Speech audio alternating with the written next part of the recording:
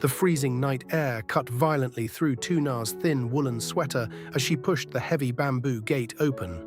Her hands, red and stiff from the chill, tightly gripped the handles of a massive metal pot of black bean sweet soup. Thick plumes of white steam rose from the dark broth, instantly swallowed by the freezing wind. The noise was deafening. The rhythmic, relentless roar of industrial wood-cutting machines had completely erased the quiet village night. It turned their peaceful backyard into a blindingly bright, sawdust-choked factory floor. Under the harsh, pale floodlights, Alex stood silently. He watched the young village men pushing themselves dangerously past their physical limits. Their faces were drawn tight with the cold, covered in a thick, suffocating layer of yellow wood dust. This massive, sudden order of wooden pallets was supposed to be a blessing. It was the breakthrough they had prayed for. But tonight, watching the exhausted, trembling hands of his neighbors working just inches away from the spinning steel blades, Alex felt a sudden tightness in his chest. The crushing weight of their survival rested squarely on his shoulders. Hello everyone, we hope you are having a peaceful day and that your home is warm and safe tonight. But in today's story, the quiet peace of the wooden house had to be traded for something much heavier. Prosperity had finally arrived at their doorstep. But as Tuna set the heavy, steaming pot down near the screaming saws, wiping a mixture of sweat and sawdust from her forehead, they both realized a terrifying truth. Keeping the village fed might just break the very people they were trying to save. The heavy pressure of the deadline had been building in the yard long before the sun dropped behind the mountains. Before the biting cold settled over the dirt paths, heavily loaded trucks had rumbled past the bamboo fence, rattling the wooden foundation of their home.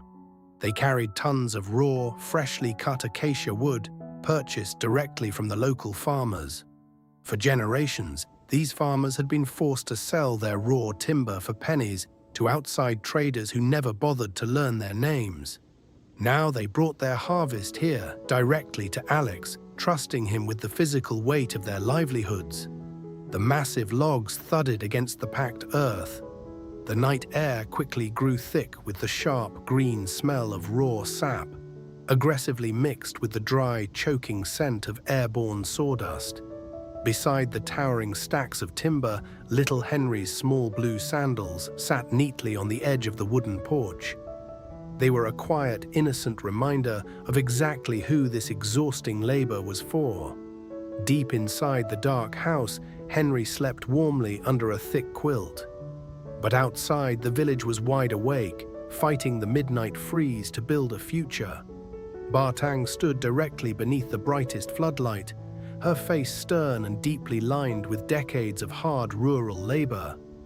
She had naturally stepped into the role of the unexpected foreman for this grueling night shift. She didn't need to yell over the machinery. Her calm, watchful presence commanded absolute focus. Gathered around her were a dozen young men from the neighborhood, boys who used to wander aimlessly without steady work, struggling to support their families on failing crops alone. Tang stepped forward, her weathered, calloused hands running expertly over the rough, damp bark of an acacia log. She suddenly reached out and grabbed a young worker's wrist, just as he was about to carelessly lift a heavily splintered piece of wood. She didn't scold him or raise her voice. She simply adjusted his grip in silence, guiding his fingers safely away from the sharp edges. In this village, an injured hand means a starving family. The young man nodded silently, his breath pluming white in the freezing air, and returned to the saw with a slower, more careful rhythm. Have you ever noticed how a heavy burden feels just a little bit lighter when someone older simply stands in the cold beside you? The wooden pallet division was expanding at a pace that scared them all. It was no longer just a small side project operating next to the cassava flour drying racks. Almost every single family in the village now had a son, a brother, or a husband working under Alex's floodlights. The industrial saws screamed into the night, biting into the thick wood, spitting out perfectly flat, high-quality boards. Alex walked slowly among the stacks, inspecting the cuts, his own hands stained dark with tree sap and machine oil. The equipment was running flawlessly. The raw materials were excellent. But machinery does not feel the midnight freeze, and acacia wood does not need to sleep. People do. And as the long night dragged on, the unspoken exhaustion beneath the deafening noise began to feel dangerously fragile. The relentless rhythm of the saws had become a physical weight pressing against the chest. The flying sawdust settled onto the workers' shoulders like a dry yellow snow, clinging to their eyelashes and the rough wool of their coats. For hours, the only communication had been the tight nodding of heads and the heavy passing of raw timber. Then an abrupt break shattered the rhythm. One of the large cutting machines groaned heavily, the spinning steel blades slowing until it powered down completely. An eerie, ringing silence immediately flooded that corner of the yard, drawing anxious, tired glances from the other men. A machine turning off during a massive order usually meant something was broken. But the machinery was fine. The failure was happening somewhere else. A young female worker stepped away from the quiet saw. She wiped her trembling hands on a heavily stained apron, her eyes kept deliberately low to the sawdust-covered dirt. She walked slowly toward Alex, her shoulders pulled tight against the freezing wind, hesitating with every single step. When she finally spoke, her voice was barely a whisper, completely stripped of pride. She held out a small, nervously crumpled piece of medical paper. Her child had fallen suddenly ill with a dangerously high fever. She needed an emergency advance on her salary to get him to the provincial hospital immediately. In a traditional corporate factory, this would be a disruption. There would be forms to fill out, approvals to wait for, and a quiet lecture about leaving during a critical deadline shift. Alex did not ask a single question about the deadline. He did not look at the idle machine. He looked at the mother's terrified hands. Without a word of hesitation, he reached deep into his heavy work jacket, pulled out his own wallet, and handed her the emergency cash she needed. He gave a quiet, firm nod, pointing toward the gate, silently telling her to go quickly. Have you ever noticed how the true strength of a foundation is only tested when something suddenly breaks? The young mother's shoulders collapsed in a deep, sobbing relief. She bowed her head deeply, clutching the money to her chest, and hurried out into the dark village. As Alex turned back to the remaining workers, he realized a heavy truth about building a local workforce. People are not just assets on a ledger. When you hire someone from your own village, you are not just managing a production schedule. You are taking on the fragile reality of their family. By 2 in the morning, the mountain cold had seeped deeply into the wooden beams of the house. Alex stepped inside the kitchen just to wash the dark tree sap and machine oil from his freezing hands. The sudden quiet of the indoors was jarring. The air inside smelled faintly of roasted tea and dried herbs, completely insulated from the roaring chaos of the yard. Through the slightly open bedroom door, he could see little Henry sleeping deeply, a small hand draped safely over the edge of a thick, warm quilt. It was a picture of absolute protected peace. Tuna was standing by the kitchen counter, quietly organizing a stack of delivery invoices. The dark circles under her eyes were heavy, her shoulders slumped with the kind of bone-deep fatigue that only comes after days of unbroken labor. They had built this business to secure a future for their son. They were the owners. By every normal standard, they had earned the right to turn off the porch light and go to sleep while the night shift finished the massive order.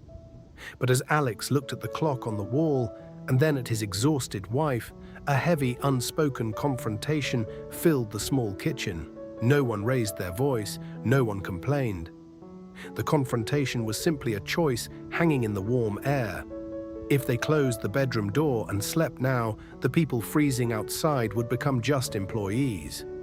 The wooden house would become a comfortable tower. The deep respect Tang had built out there in the dust would slowly hollow out. Tuna looked up from the papers, meeting Alex's gaze. She didn't need him to explain the thought. She understood the exact emotional cost of the prosperity they were building. She slowly closed the ledger. She did not walk toward the warm bedroom. Instead, she reached for her thickest woolen coat hanging by the door. Alex silently picked up his heavy work gloves. That small, quiet choice changed the entire meaning of the night. True leadership is not an instruction shouted from a warm room. It is a physical presence. Care is measured by the cold you are willing to endure when you have the option to be comfortable. Alex pushed the heavy bamboo door open once again. Together, they stepped away from the warmth of the sleeping house, walking directly back into the blinding floodlights, the flying sawdust, and the freezing wind, choosing to stand shoulder to shoulder with the village. The hidden cost of leadership is the deep physical exhaustion you willingly choose to carry, simply so others do not have to carry it alone. But as Alex and Tuna returned to the roaring machinery, standing shoulder to shoulder with the freezing workers, a subtle but profound transformation began to ripple through the yard. The village men had seen the young mother leave with the emergency money safely in her pocket. They saw the heavy wooden door of the warm house remain closed behind their bosses. Without a single order being shouted, the chaotic rhythm of the saws shifted into something unified. The young men silently doubled down on their labor, lifting the heavy, damp acacia logs with a fierce, almost protective energy. The biting cold did not disappear, but the isolating weight of the night shift vanished. Deep in the early morning hours, the massive metal pot Tuna had carried out earlier finally served its true purpose. She stood near a small wood fire she had built at the edge of the dusty yard, carefully ladling dark, steaming black bean sweet soup into chipped porcelain bowls. She passed the hot bowls gently into the scarred, sawdust-covered hands of the workers. The thick steam carried the sweet, earthy smell of the beans, cutting directly through the harsh scent of machine oil and raw sap.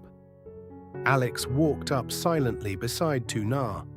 His hands were dark with tree sap and grease, his face lined with fatigue, but he gently wrapped his heavy arm around her tired shoulders.